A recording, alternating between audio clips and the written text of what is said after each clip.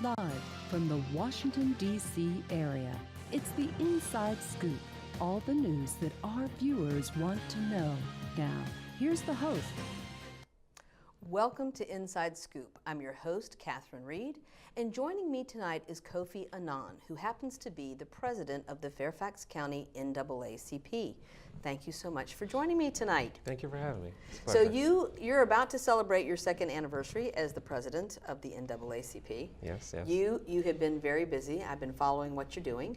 But for our viewers who may not be familiar with what the NAACP is and a little bit about the history, I think it would be helpful to kind of start with what happened 100 years ago. Sure. Well, I appreciate the opportunity again. So we've been in Fairfax County for 100 years starting this year. We're even though the branch isn't officially 100 years, we combine our history with the Falls Church branch, and so the combined history of the two organizations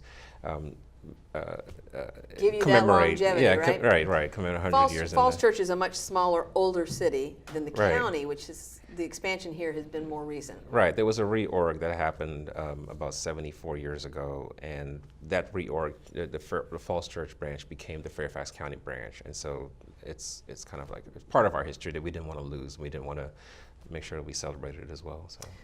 But the founding mission of the NAACP. Sure. Plain and simple, it's to advocate for rights of minorities. It was founded in 1909, and the mission was to make sure that we do things to try to bring about equality. And so it's an ongoing mission, obviously. We've accomplished quite a bit. Some of the Civil Rights Act and the Brown versus Board of Education, people like Thurgood Marshall, some of the key most influential people within the organization over the years. But it's a very long history, very long, rich history of a lot of accomplishments. I know, and that's one of the things, a lot of things get skipped over when we teach history in public schools.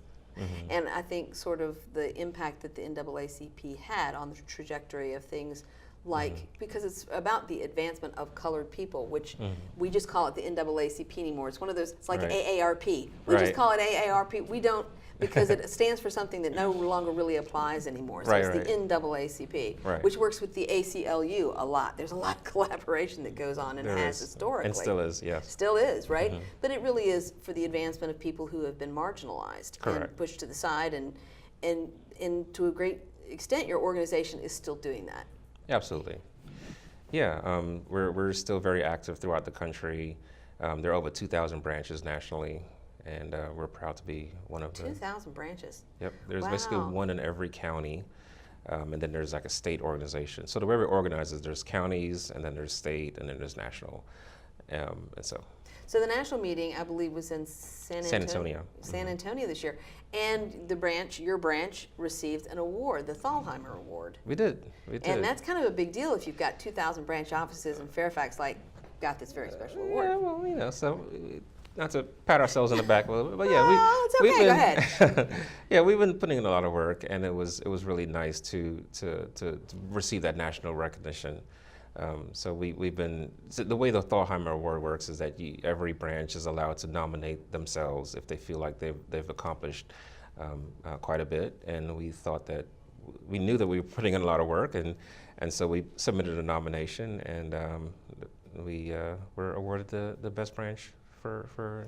So I want to kind of dig into some of what those projects have been. Sure. Now you've been active in the NAACP for about 4 years, and you've now been president for 2. Correct.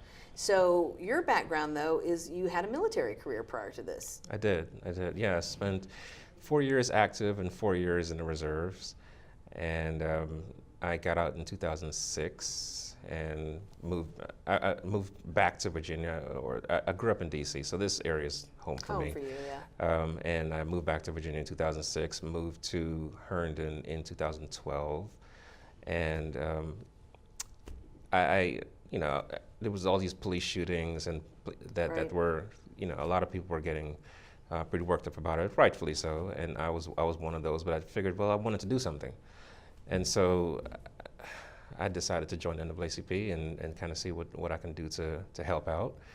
And they gave long you the job story, of president. right? They gave you the job of president. Yeah, Like, then oh, like we're a so year glad later, you're here. like Let's make you exactly president. right. Basically, it happened really quickly. I wasn't planning on it, but I did feel like I had an opportunity to do something greater and to take the branch in a direction that was more effective, and seems like we've accomplished that. I think you're doing great things. I mean, certainly it's on my radar. So raising your family out in Herndon, because you have 2 sons. I do. And they are teenagers. Yes. And yes. I'm sure that factored in too, as far as your motivation about how you improve the lives of a community.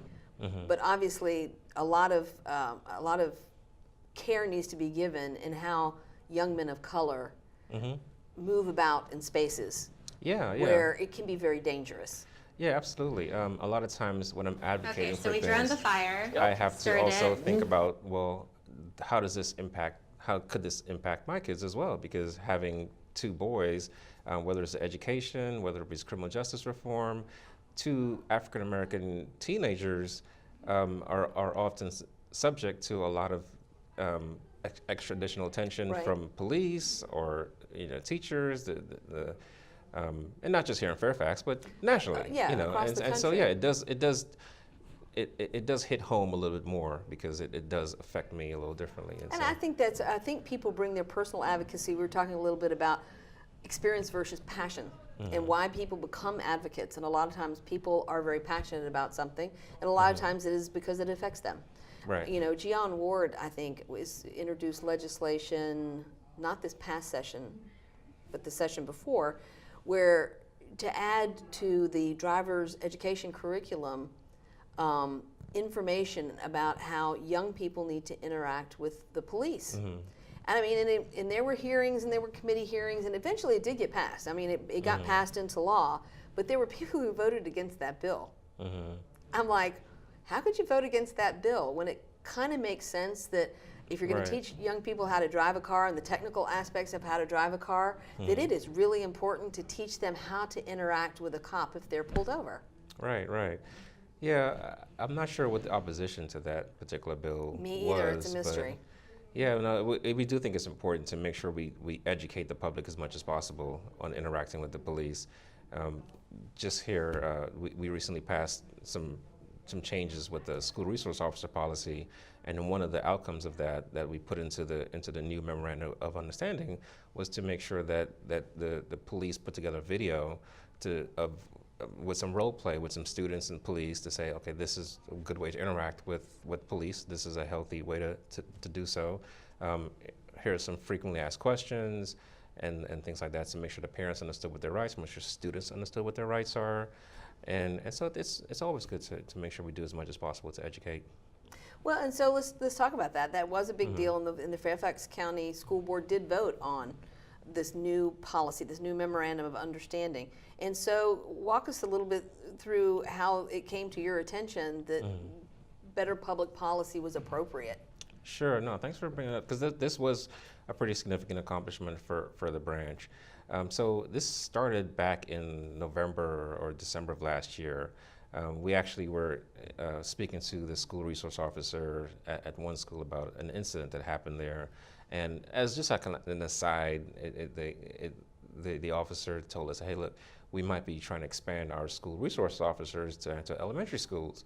And at the time, we hadn't really done a lot of research into the issue or to figure out, but before we came back with an answer as to how we felt about it, I wanted to make sure we did some digging to kind of see what the numbers said. And unfortunately, we found a lot of things that were really troubling to us. So, for instance, like 60% of the SRO referrals were African American Latino kids, and those two demographics combined only make up 30% of the county, and so 60% of the referrals. So clearly that's clearly there's an issue there. 30% were just African Americans, even though they were 10% of the county. And also, we found that most of the arrests had nothing to do with safety issues, which I think a lot of people assume that the SROs were doing things like preventing school shootings or arresting kids for weapons or drugs, but the majority of it was like things that were really trivial. So you had kids getting arrested for disorderly conduct in as young as middle school, and some of the schools were just worse than others. And so, though we took that data And we went to the superintendent at the time and said, hey, look, this stuff, this is a little concerning. And so we then we also went to Chief Rossler, went to Chairman Boulevard, and we had conversations about these things, and we were hoping to get more change. Unfortunately, we didn't it didn't move as quickly as we would have liked, and so we started to speak to the media. We started to have school board meetings and board of supervisors hearings and things, and we started building up a coalition of supporters to raise awareness about the issue, because a lot of times, in order to affect change, you really have to raise awareness and make sure that everyone understands, because it wasn't just minority kids that are affected. Disabled kids are significant. Kids with disabilities are huge, and we've talked Right. about that on this show before. Kids with intellectual disabilities, Correct. kids with autism, where officers don't immediately understand that they're speaking to someone who can't cognitively process Right. what they're asking. Absolutely.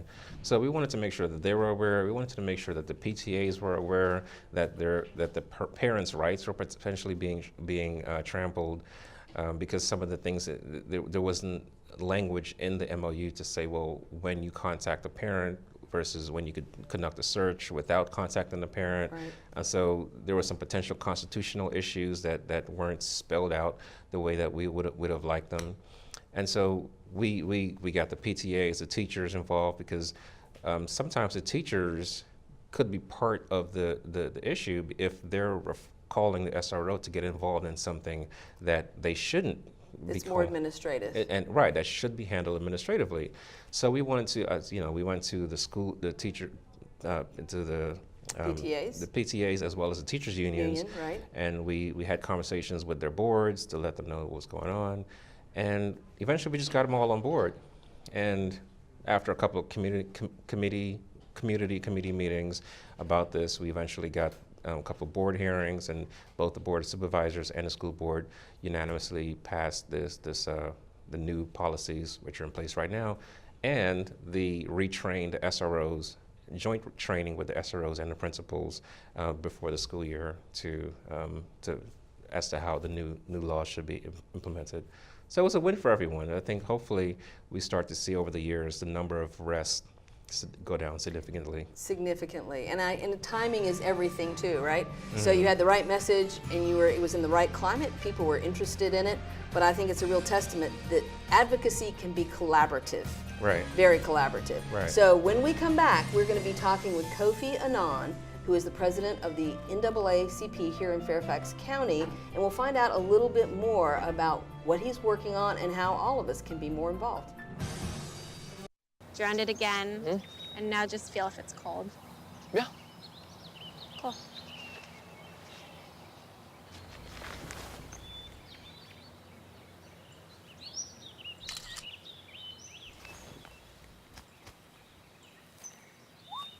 Smokey just gave me a bear hug. I know. I already posted it.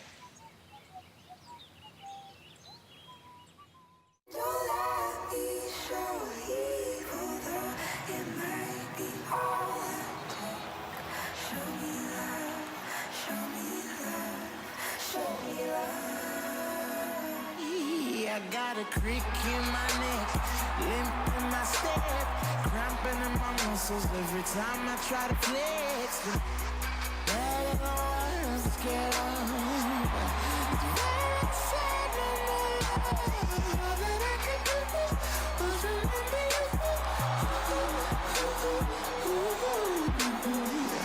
know I usually say no, but if you throw me love, I'll throw you some more.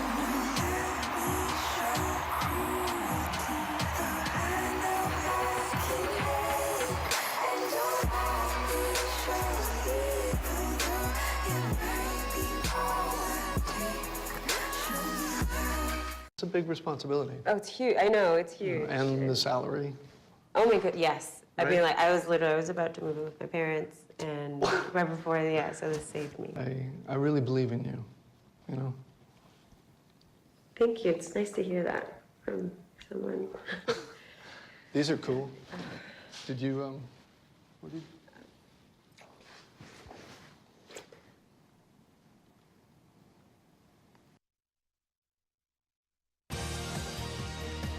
We're back to the Inside Scoop. Here again, your host.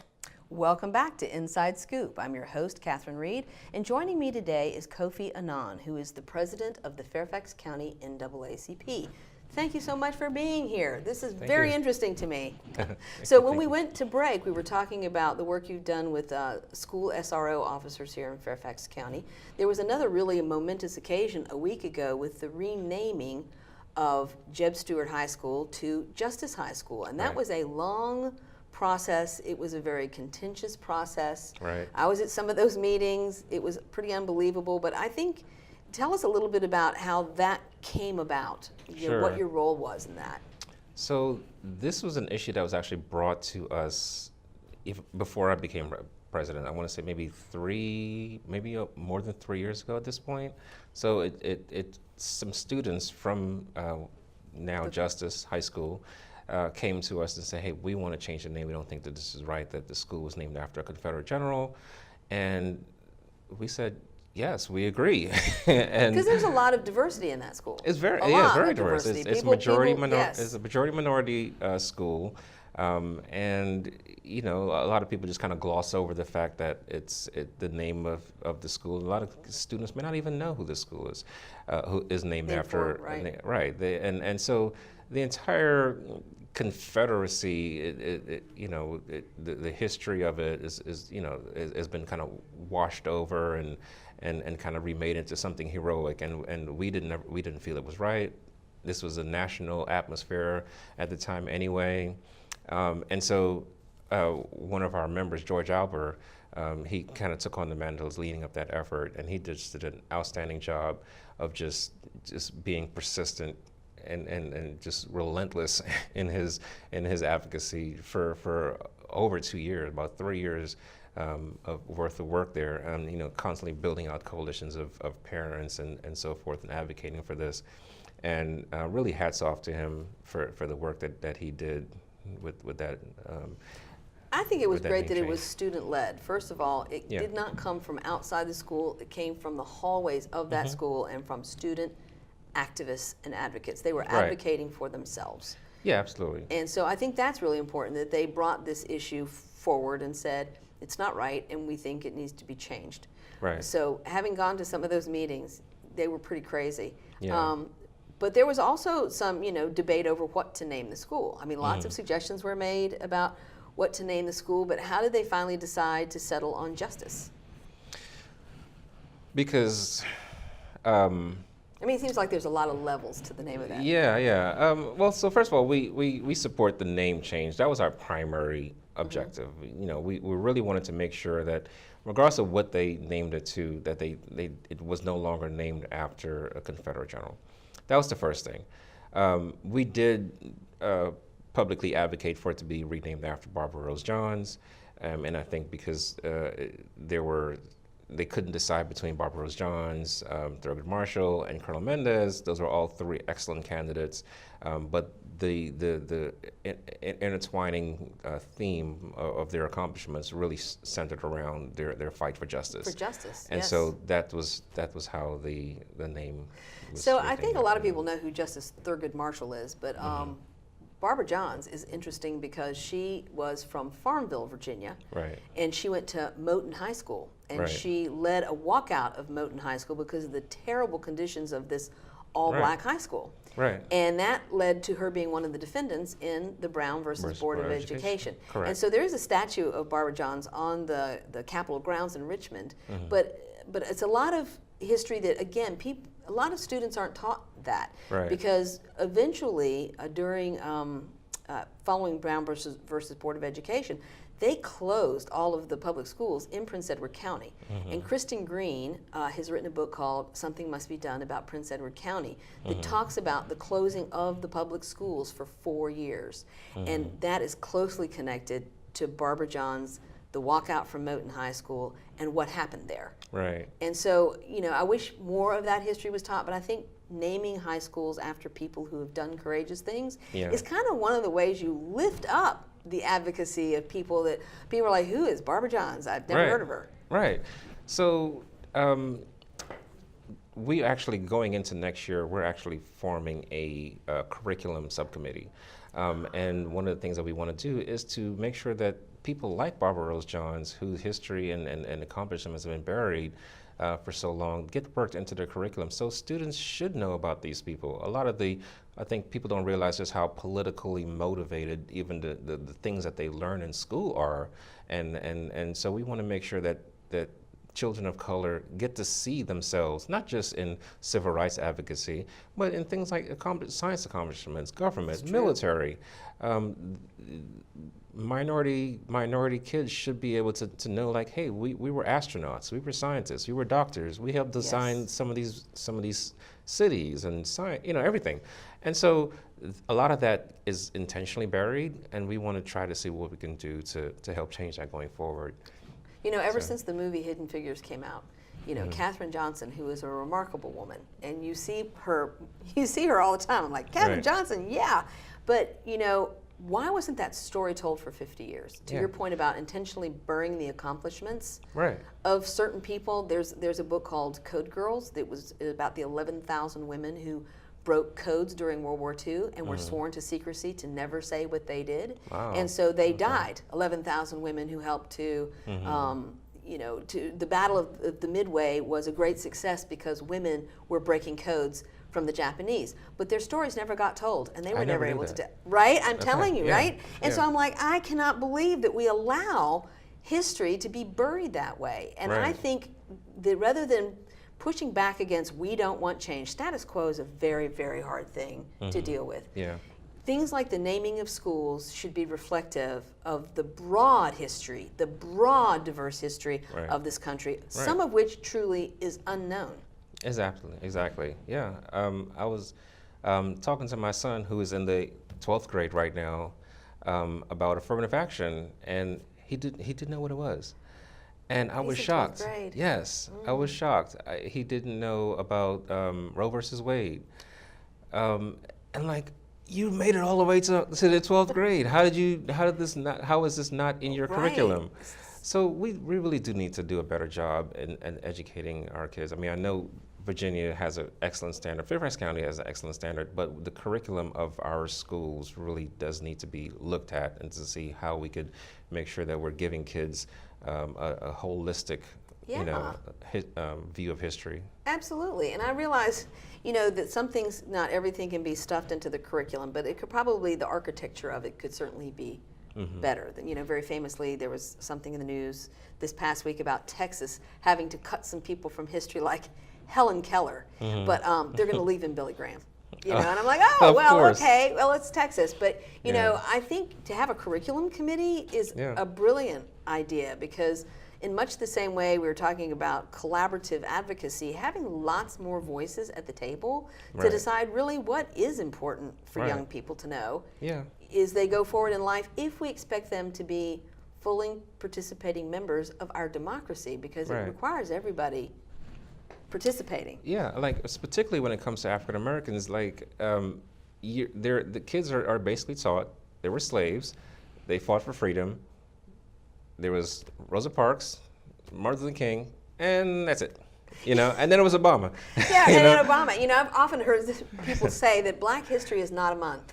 Right. It's not a month. It's like it's Black history. It's every day and every way. It's not a month. And so to try to condense all of this history into 1 month is kind of...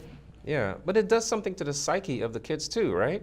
Like if everything you're taught about the Greeks, you're taught about the Romans, you're talking about Shakespeare, and then you're not taught that, okay, well, Africans had culture too. Absolutely. They had doctors and kingdoms and things too. They weren't just slaves. You didn't come just from slaves, like you were enslaved, but you were not a descendant of someone who was a slave. Like that wasn't what they were before they came to America. I have to say, this is totally down a bunny trail, right? So the Lord Fairfax Charity Ride was this Saturday, started this past Saturday. I think it may be still going on because there's a 4-day ride. But Lord Nicholas Fairfax was here, and to kick it off, Justin Fairfax was at the kickoff event. Right. And what a lot of people don't know is that the current Lord Fairfax, it was his ancestor who actually freed Justin Fairfax's ancestor. Oh, wow. And there they were, the two of them on the same stage. Like, that is so remarkable. Wow, that yeah. two men, you know, could stand on stage together in Virginia and realize that their ancestors were connected in a very important way. That Justin is standing there because this man's great-great-great-great-great-grandfather freed him. Right. I think those things are the kind of things that make history come alive for young people, that attach history to what's happening today. Right. But like, no one knows these things. Right, yeah. Yeah, they definitely need to, I think a lot of times, you know, kids, you see the high dropout rates and kids aren't are kind of disinterested. I think we do need to do more to engage them, show them how what they're doing is relevant, show them how it connects to today, and like you said, and I think we'll be able to keep a lot more kids engaged and interested in school in general. So. I do too, and I think it's important. You know, it's important to know where you came from, so you can figure out how you got here, and figure out how to move forward, maybe in a more effective way. Right. And there's so much history could teach us if we knew more of it. And I like, you know, the whole thing about young people. Young people historically have played roles too, and they often have also been cut out of history. Yeah. You know, in favor of people who were just promoted by whoever. You know, I like to say that whoever controls the narrative writes the history. So, you know, popular media in its day wrote the narrative, which is why we ended up with a lot of the history we had. I'm not saying it's not factual. I'm saying it was edited and curated so that some things were included and some things were not. Right. Right. And I really do think that, you know, moving forward and asking kids to understand where they came from, and, you know, we'll talk a little bit too about the fact that we are so multicultural in this country that we have people of color who don't come from the tradition of, you know, they come from Africa, but their parents are immigrants, like newly arrived immigrants. So they might share what people perceive as the same ethnicity, but it's not. They come from very different personal family histories, and that's very interesting too. Eugene Robinson wrote a wonderful book called was it Disintegrated? Disintegrated.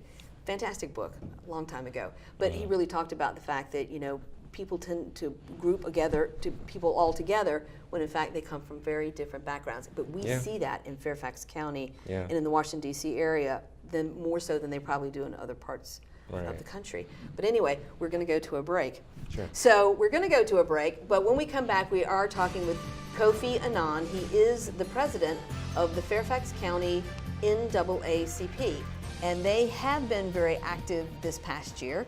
And we've been talking about what they have been doing in the schools, but we're going to move on and talk about a lot of other things they're working on. So please join us after the break.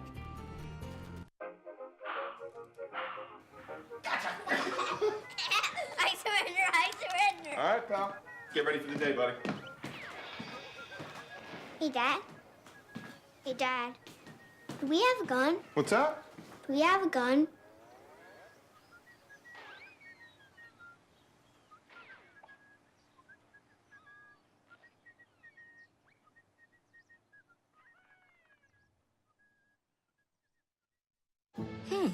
Maybe you can make retirement happen.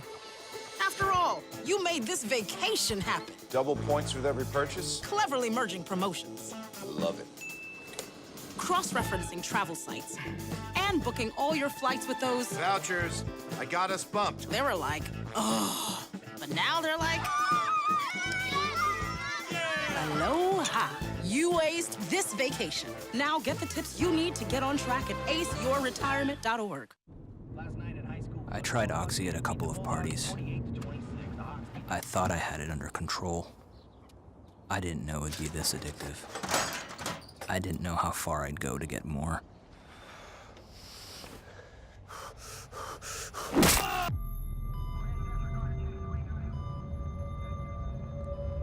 Opioid dependence can happen after just 5 days. Know the truth, spread the truth. What to expect when you're expecting. Like here? A teenager. Today, I'm going to show you how to teen-proof your home. First step, hide the car keys. Preferably somewhere they would never look. Challenges will come up. Be ready for them. Hi, honey. Ready for the... Mom, you don't use mannequins in the mannequin challenge. You don't have to know it all to be a perfect parent. Thousands of teens in foster care will love you just the same. We're back to the Inside Scoop. Here again, your host. Welcome back to Inside Scoop. I'm your host, Catherine Reed, and tonight I am joined by Kofi Annan, who is the president of the Fairfax County NAACP. Now, Kofi, we did have a question from Esther in Richmond, who was asking us, so how does a chapter like the Fairfax County chapter work with the state? You had mentioned that there's a state chapter, so I assume that there are other chapters within Virginia, and then you have a broader organization. So does the Virginia NAACP have sort of its own agenda? So there's a perfect world. There's a perfect world, and you're not in how it. It should work, and then there's how it, how it does work. So ideally, we have our things that we're working on, and there would be some kind of exchange of ideas between the state level advocacy issues, kind of big picture things, and us. And so we would ideally feed up into the state, and they would maybe push some things down. And so for instance, there's an education, it's like we broke it up into education committees, criminal justice, economic development and everything.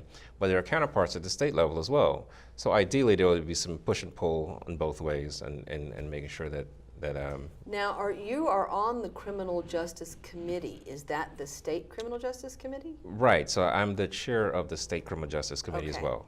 So, for instance, so the SRO policy here that we got changed here in Fairfax, I'm currently working with legislators to try to get a state level so policy like a best change. practices or a model policy? Right. Well, ironically enough, there is a model policy. It's just that jurisdictions aren't required to follow it. And so ideally what we would like to get done is some legislation to say you must follow this model policy, because there's really good things in there, and so you don't end up with something like what we had in Fairfax, where cops were flip-flopping between being cops and being administrators, or there was no language like stop and frisk, or there wasn't language like monitoring cultural tendencies and things that were at this local level. And this isn't just Fairfax, this is kind of endemic of things happening throughout the state as well. The problem is that local jurisdictions don't have to do anything because the state doesn't make them do it. And so we're taking experience that we had here in Fairfax and trying to push it up to the state level. Right. So it's a big county here, so we should just stop and say for a minute, especially the work that you're doing with the Fairfax County Schools. It's the 10th largest school district in the country. Yeah. So, even within Virginia, it's an enormous, it's got a lot of moving parts. And unlike a lot of places in Virginia, it just has this amazing diversity of people who come from hundreds of different countries because of the proximity to the District of Columbia, the fact that we have an international airport here in Northern Virginia. So people come, and they tend to come and settle in communities. So you find that there's a community of Ethiopians, or there might be a community of people from Bolivia or Guatemala, because they tend to cluster. That's just the nature of immigration and migration, that you come together. So when we do things in Fairfax County, I think it is with this eye to the fact that we are trying to be consistent and fair, as much as possible with the differing cultures and languages and family structures that we have here. Right. Yeah. Well, I'm very sensitive to the needs of concerns of immigrants as well, because I myself am an immigrant. I was born in Guyana, came here when I was 12, and so I grew up in D.C. And so I kind of have like one foot in mostly American cultures. This is my home because I've lived here since I was 12. But I also understand the concerns and the plights of the immigrant community as well. And so, yeah, it is important that we're sensitive to that type of diversity, not just African American or white, but also realize that there's people from all over the world that are here. And it's one of the most diverse places in the world, in the country, and we're better off for it. Yeah, I definitely think so. And so tell me a little bit about your work with criminal justice. I've certainly got my own opinions. I've actually done 2 shows on the school to prison pipeline over the last several years. But there's just a major problem in the Commonwealth of Virginia and in the country. The rate at which people enter into the justice system, some of them at a very young age, the disadvantage that they're placed in. So kind of what are the things that you're currently working on, and what are some of the things you'd like to be working on? Sure. So I think the main thing that we're working on right now, I think now that we've, for lack of a better word, kind of checked the box on the school resource officer policy for now. We will revisit it annually to look at the data and see and make sure we're actually achieving the results that we want. But the next big thing on our radar is the body cameras. Fairfax County still does not have police body-worn cameras, and for a jurisdiction this size in 2018, that's kind of a shame. So we want to make sure that they're actually implemented. So they just wrapped up a pilot program where they ran a test in a couple of jurisdictions in the county. They're evaluating the results of that pilot program right now to see the effectiveness, cost, and things like that. And so the results of that study should be available sometime in the spring. From our point of view, first of all, we want to make sure that this gets implemented one way or the other. Right. But we want to make sure it's going to be a budgetary item. It's probably. That's the problem, right? Right. I mean, it always comes down to, but can we afford it? Right. Well, budgets are about priorities. Exactly. So we feel that the county can afford it if they prioritize it, and so we're going to advocate for them to do so. But we also want to make sure that the policy side of it is also taken care of, right? Because a lot of times jurisdictions, they'll get body cameras, but then the policies are written in a way that people can't see them, even if they're involved in the incident. The release issues are a problem, the turning it on, turning off, when to do that, privacy concerns and all that. Those things that was always in the details as to how that's done. And so I was invited to be on the policy team for the body cameras, and so that's something that we're continuing to work on.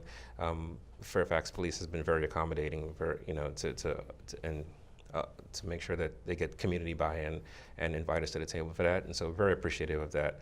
So we're working to make sure that when the study comes out and when the time comes to vote on whether or not we should implement this countywide, that we make sure that we. I think this is really important, is that you're dealing with the policy issues ahead of deciding whether or not it should be funded. Because to your point, I can absolutely see it's kind of like you willy-nilly pass out body cameras, but then there's no structure or policy about how long do you keep it, can you turn it on or turn it off, and how is it maintained, and who can view it, and all of that. So by making the policy first and then saying we've developed a policy, and because we think this is going to be ideal, you should fund it. Right. That makes more sense to me. Fairfax, I do commend the way they're going about doing this, making sure that everyone it's totally transparent, make sure that everyone understands what's at stake, everyone's understanding what's in the policy. We've had opportunities to tweak the policy, the pilot policy as it is, and there are going to be more opportunities to continue to do so. We're still not 100% happy with everything that's in the policy, but we feel like we're moving in the right direction. But I think that's important about having a government that is willing to sit down and include stakeholders, because it's only a good policy if everybody's a little bit unhappy. You know what I'm saying? Because that's the art of negotiation. If you were totally happy with it, that means somebody else isn't. So everybody has to be a little bit unhappy, because it has to be a negotiation among all these stakeholders. And I know I'm very biased, but I just think that the Fairfax County Board of Supervisors and the school board tends to be very open to inviting people. They're not threatened by that. They don't, they're open to hearing from people, working with people, hearing the ideas of citizens, right? And subject matter experts from the community. And I think we're fortunate that way. I don't think that's in other places that I have lived, where stakeholders and community members are invited in to have their say. Right. No, I do, again, I commend Fairfax counties for that approach. I think that all jurisdictions should take that approach with as many issues as possible, because what you end up with is then people don't have an opportunity to provide input, and so you end up with policies that people are upset about, results people are upset about, and then it becomes a bigger issue, because then there's no way to vent other than people just know that they hate the outcomes of what's going on, and they don't have an avenue to express their frustration. So body cameras, that's a big one, and I didn't even know that was in the works. But so what are some of the other kinds of things coming up that you have your eye on? Let's see. When it comes to criminal justice, so one of the things that we were really not happy about the progress of how this is going on. But so Fairfax County, the use of force cases, so police use of force against African Americans, it's about 40% of the use of force cases in Fairfax County are targeted towards African Americans. That's something that, again, we're only less than 10% of the county, but 40% of the use of force. And so we've been advocating for about a year now to try to get a outside organization to come in and do a study to try to figure out, well, what are the root causes of that? Is it training? Is it policy? Is it where they're located? Is it culture? You know, is it something within these communities and the way what's going on with that interaction to make that such a huge glaring disparity? And so we're at the point right now where there's an RFP put out, and we're hoping to see some progress on that issue, but it's been slow. Yeah. It's been slow. It's been, unfortunately, and we kind of hoping that would happen sooner than later. We also support there's a Diversion First program that's really gaining steam. Yeah, because Stacey Kincaid, who's the sheriff, but of course the police and the sheriff are not the same thing. Right. But it seems to me that Stacey Kincaid really spearheaded that, as far as, you know, having more officers trained and, you know, crisis intervention. We have a crisis intervention program. We have mental health support programs and things like that to kind of focus on de-escalation. Right. So it's an excellent program. We absolutely 100% support it. We want to see it become as robust as possible. And it's Fairfax County is definitely leading the way when it comes to this program, and really commend Sheriff Kincaid and Chief Rossler and Board Supervisor Cook, everyone that's been involved in implementing this program.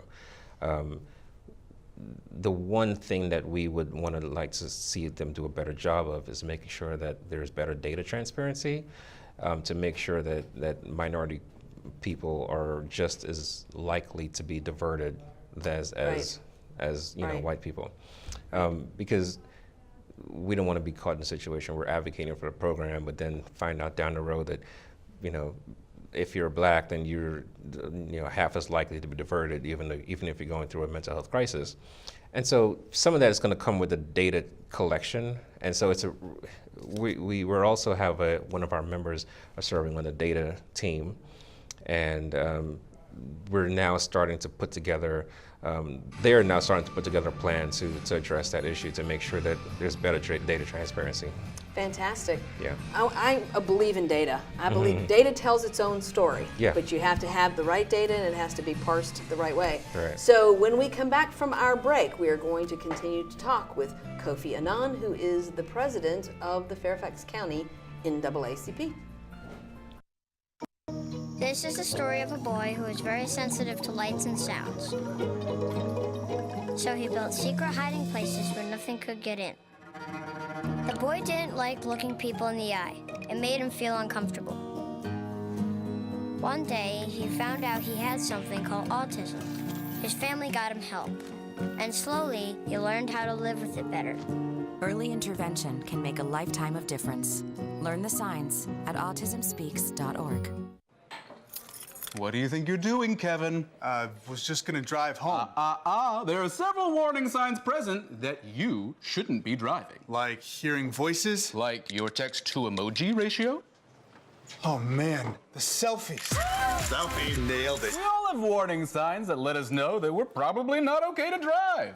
Mine is pretending to be your subconscious. Greg, come on man, let's put a ride home. Being a dad is an adventure full of special moments. A cruise? Surprise! Unexpected moments. I got this. And even awkward moments. Okay, Dad, thank you. But every moment you spend with your kids, even the smallest moments, can make the biggest impact on your child's life. So take a moment to be a dad today. So, I'm kind of new here, but I've noticed a trend. My human does this funny thing where she goes around and gets all my toys, and then she hides them in that basket by the door. You know, but it's always the same basket, and it's always in the same place. And then she acts so surprised when I find them, but, you know, she's putting them in the same basket again. It's like, hello, that's where you put it last time. You were the worst at hide and go seek.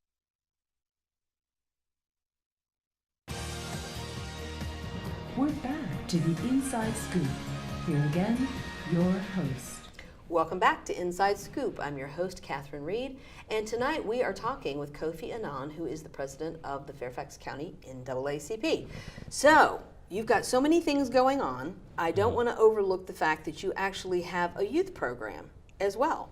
Yeah, that's been one of my main focuses when I took over as president, because I really do believe that in order for the longevity of the organization as a whole to be able to sustain in the future, we have to be able to attract and build on the youth and not just for the organization's sake. Most of the issues that we're talking about or that we're advocating for disproportionately affect youth. Right. So whether it's education, criminal justice, even like things like affordable housing, you know, when you graduate high school. Right. Gun violence, exactly. Right? All these things affect the youth. And so, like you said, like the Jeb Stewart renaming, that was initiated by youth. Barbara Rose John, she was in high school. You know, so youth have traditionally been the catalyst for most movements in general. And That's so true. we You want think about John Lewis. Yeah, he was practically just a teenager. He was a teenager during the Civil Rights Movement. He is still around. He's still doing it. Right. And so so I did want to make sure that we get our youth involved and active, and so that they become aware of what's going on about the things that are affecting them and have an opportunity to affect change. So we've done a couple things over the last year, but we're really looking to build on those this year and expand the youth program even more. September 29th, actually, there's a juvenile justice program that's going to be hosted and moderated by the youth. So adults aren't just going to sit back. Student-led event. And we have the author of the book, War Against Kids. She's going to be one of the panelists. Her name is Kara Rachna, I forget her last name. Eisner is a disability awareness advocate, is going to be on the panel. We have Rob Birmingham from Juvenile Justice Court here in Fairfax. We're going to have Major Lee, who is with Fairfax Police, and we're going to have a representative from the Fairfax public schools as well on the board. So we have a nice panel to be able to talk about juvenile justice from a lot of different angles, and it's going to be hosted and moderated by our youth.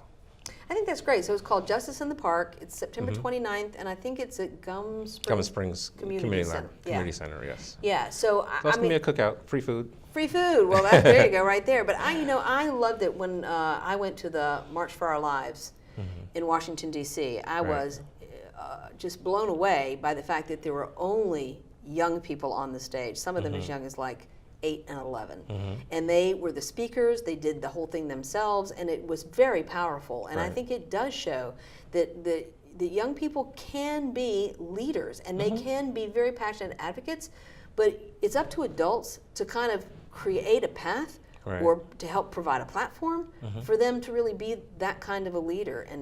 And I agree. One of the books that I read that is just coming out as a movie is The Hate You Give by Angie Thomas. Just a remarkable book told from the point of view of a young African-American girl who sees a friend of hers get shot by the police. And the book is an amazing book, but it's coming out as a movie as well. And that really also brings home the struggles that young people have that adults don't often understand. Right. Yeah. So I think it's great that they're doing this. Yeah, I mean, I myself, like I said, I grew up in D.C. in the 90s, and it was really rough. I myself lost 2 friends in junior high to gun violence.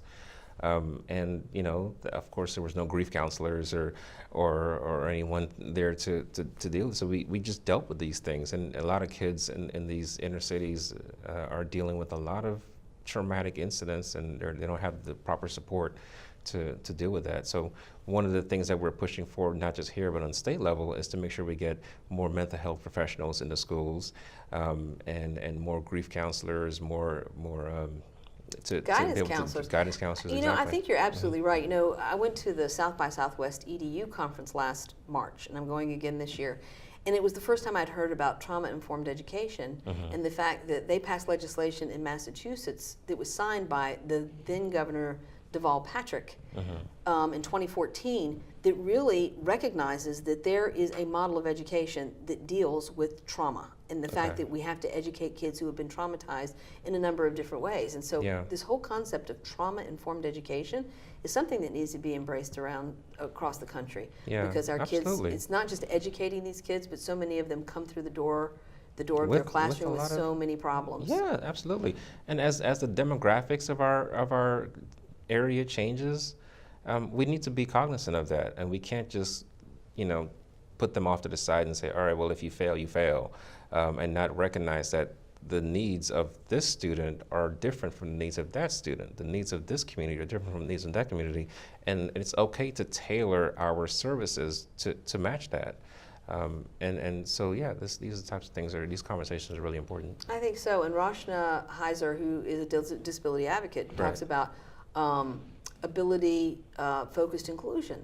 So we, instead of trying to fix the thing that is trying to remediate students, figure out what they do well and cultivate that so that they can move forward as adults into something that they can do. And so I think education as a whole, we need to look at it differently. And I know that there's a lot of focus on career readiness now that there didn't used to be back when everybody was going to go to college, which is all well and good. But now we've determined that we don't have enough plumbers and mechanics and electricians and just all kinds. It's just all kinds, because people are not becoming career ready. Yeah. We have to be smarter in how we educate our youth, and not just do the education system that's set up right now was set up that way 100 years ago, over 100 years ago. And that should tell you something. That alone should tell you that maybe we need to do things a little differently. The world has changed so much. The internet, the cell phones. There's so many things that we need to be able to teach our kids. Critical thinking. That's something that isn't kind of gets swept under the rug. It's a lot about memorization, and we really do need to rethink how we educate our youth in general. And I think things like soft skills. I worked not as recently, but the Bishop Walker School for Boys in Washington, D.C. educates young children of color. It's part of the National Cathedral System of Schools. It's a tuition-free school. But they started using a program called the Roots of Empathy with their pre-K and kindergarten students all the way up, and to try to really help these students to develop a sense of empathy as very young children. And it's a program out of Canada. But I've always been really impressed by the fact that soft skills are what most employers in this day and age say that people coming into the workforce don't have. They're not team players. They don't communicate well. They don't have an understanding of expectations, and and so, but we're focused on academics and achievement in our curriculum. So where exactly do young people learn these soft skills? Their emotional IQ. That's something else I think we have to look at as well.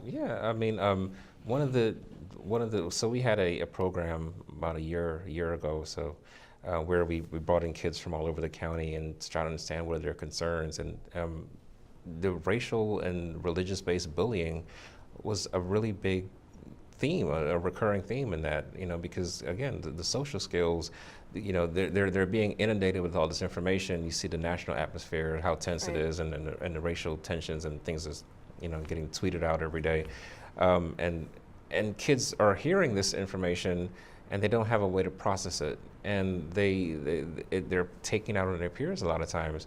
And so one of the things that we would really like Fairfax County to do is to conduct like a survey of the kids to understand what are some of your concerns. Is racial bullying, is religious-based bullying, is that something that's recurrent? Because anecdotally, we're hearing it. We're hearing a lot of concerns about it, and so we just want to be able to. We shouldn't just be reactive to these types of things. We need to be proactive, and we need to think about it in a holistic way. So going forward, you are coming up on your second-year anniversary, and so you're going to enter 2019 with a whole new agenda, and you've kind of shared some of that with us. How can people get involved and find out, what issues you're working on, so that people are like, yes, I have an interest in that too. And so you welcome people to join the NAACP. Absolutely. So we meet the second Saturday of every month, and normally we meet at Kings Park Community Library in Burke at 10 a.m. sometimes that moves around, so it's important to check our website and Facebook page to make sure, because it's a big county. We try to make sure we move it around so it's fair to everybody. Right. So, well, we do have elections coming up. If you're interested in running for a position, all the officer positions are available, including mine. Even though I do plan on running again, so you don't have to run for that one. So you are running for re-election, but you would welcome. Yeah, absolutely. Yeah. I mean, the fact that the organization has become one that so many people actually want to join at this point is really awesome. It's really a testament to all the work that we've been doing, and so that's good. You want to have that, and so that's how you get new life and new ideas and different experiences intertwined. So, elections are coming up in November. But even between now and the end of the year, we have several other programs coming up. So we have, I mentioned, juvenile justice program on the 29th. We have an affordable housing program on October 2nd. We also have a job fair on October 2nd. We have a veterans and minority-owned business expo on December 15th. Probably. Yeah. But check the website. But check the website. We also have our Women in the NAACP. So it's a group within the NAACP called Women in the NAACP, and they're having their kickoff on November 8th. Okay. And because again, women's issues, there's women's issues and there's minority women's issues, and sometimes those are very different because of different cultural things, and and everyone's affected differently. So they're going to be that's their kickoff meeting. So they're going to be taking in ideas about how to set their agenda. We're going to roll out our complete agenda in January of next year. So a lot of the things right now, there may be some things that were on this agenda. Hopefully we could check off a couple things and then add on a couple things. I think you've made great progress. I'm very impressed with what you've been able to accomplish. The SRO thing, the renaming of Justice High School, you're working on body cameras. I mean, you've got a youth program. We got some additional pre-K funding that we should be getting for the youth kids here in Fairfax. So that's quite amazing. It really is. But I think it was Margaret Mead, and I'll butcher the quote, but the only thing that ever changed the world was a group of committed people. I mean, they're the only people who ever changed the world, are the small group of committed people, and you are certainly one of those people. Well, thank you. I tell people all the time, like, we're not experts in almost anything. Like, I just joined a couple years ago. You don't have to be, feel intimidated if you're not an expert, if you haven't been doing this for a while. Just come with the passion, and the rest will take care of itself. Well, I appreciate that, and I love the fact that you are passionate about what you do, and so am I. Yeah. So I hope our viewers understand that if you want to become part of the NAACP, you are welcome. I am welcome. Everyone is welcome. Everyone is welcome in the NAACP, and you are working on such amazing issues, and I think it's something that is a collaborative effort. All of us should be involved in working on them as well. Well, thank you so much. I appreciate the opportunity to be here. Well, I'm glad you were able to come, and I'm sure I'm going to run into you again sometime very soon. Yeah, absolutely. Thank you.